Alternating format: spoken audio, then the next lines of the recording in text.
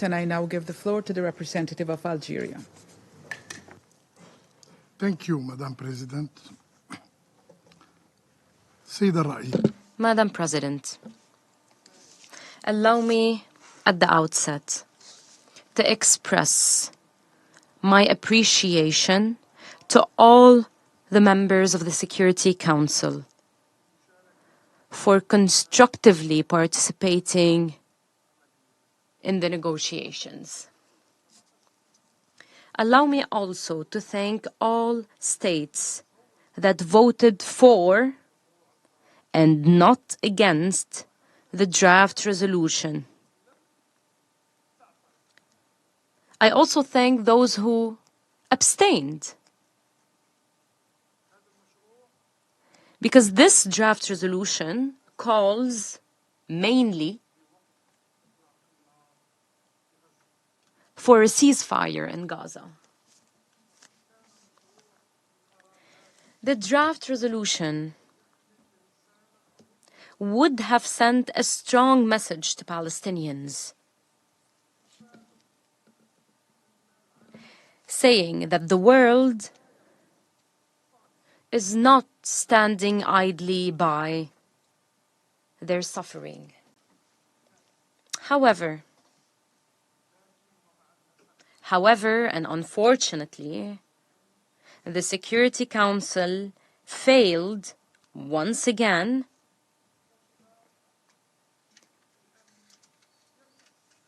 to rise to the calls and aspirations of peoples of the world.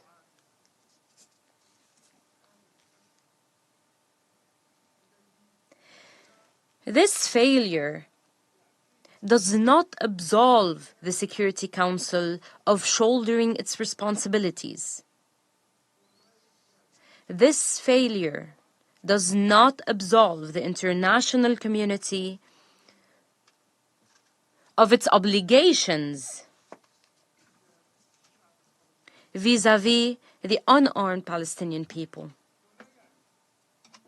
This failure does not absolve the occupation power of its obligation to implement the precautionary measures ordered by the International Court of Justice. It is high time for the aggression to end. It is high time for humanitarian assistance to be delivered across Gaza.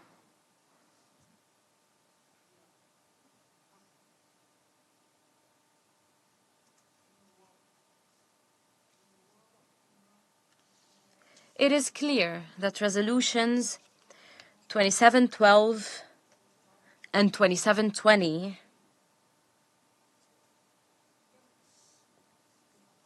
did not achieve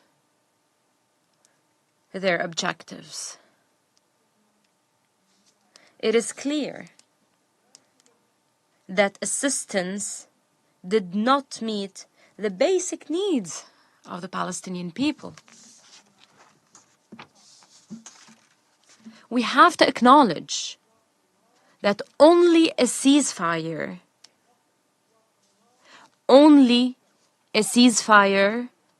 can achieve the desired objective. Madam President, the current situation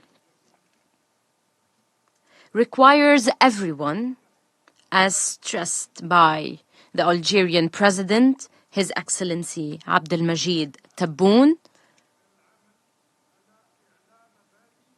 to work on putting the purposes and principles of the United Nations first, to provide the necessary protection to the Palestinian people and to put an end to their historic injustice. Madam President, the people of our region have always looked up to the Security Council as the source of international legitimacy. However, and unfortunately, the Security Council has failed them once again. Our message to you today is that the international community should respond to the calls for ending the killing of Palestinians by calling for an immediate ceasefire.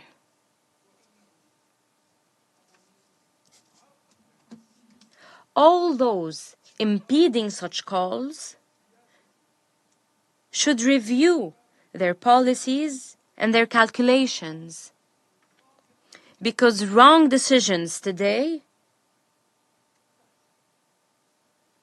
will have a cost on our region and our world tomorrow. And this cost will be violence and instability. So ask yourselves, examine your conscience. What will your decisions today cause? How will history judge you? Madam President, before I conclude, I would like to tell everyone that we will bury our martyrs this evening in Rafah, in Gaza, in all Palestine, and that Algeria will return tomorrow on behalf of the Arab world, on behalf of Muslim countries, and on behalf of all the free people in the world.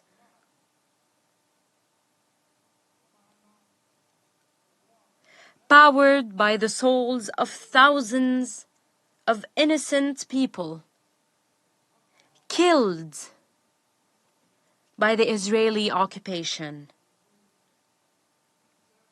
with no accountability whatsoever. Algeria will return to knock on the doors of the Security Council once again to call for putting an end to the bloodshed in Palestine. We will not stop until this council shoulders its responsibilities in full and imposes an immediate ceasefire.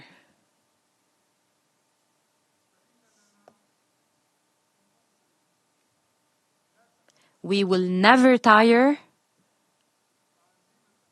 and we will never stop. Thank you, Madam President. I thank the representative of Algeria for his statement.